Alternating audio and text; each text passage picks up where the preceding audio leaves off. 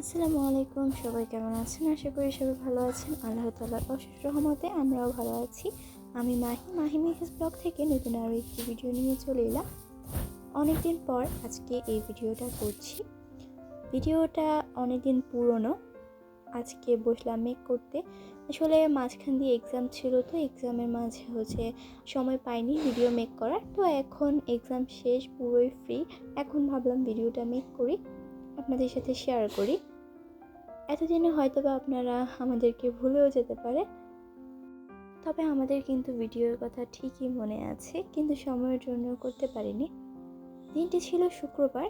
শুক্রবারে সকালে ঘুম থেকে উঠে প্রথমে বিছানা, তারপর পুরো ঘরটা একটু গুছিয়ে নিই। এরপর দুপুরের দিকে একটু রোদ উঠেছে, তাই একটু গাছগুলোকে রোদে দিয়েছিল। আমি দিনে, আমার বোন দিয়েছিল। ওরই গাছের প্রতি শখ অনেক বেশি, তো ও সবসময় গাছগুলোর পরিচর্যা করে নিচে একাই।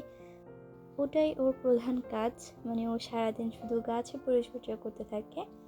বিকালবেলা সবাই মিলে একটু ছাদে এসেছিলাম ঘুরবো সেজন্য।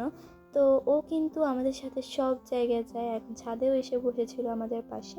এর মধ্যে আমাদের একটা পার্সেল এসেছিল, তো ওইটাই আনপ্যাক করে দেখছিলাম যে সব কিছু ঠিকঠাক আছে কিনা। আসলে অনলাইন থেকে না অনেক কিছু অর্ডার করলে সবসময় ঠিক থাকে না, তবে দেখছিলাম মাশাআল্লাহ জিনিসগুলো ঠিকই ছিল।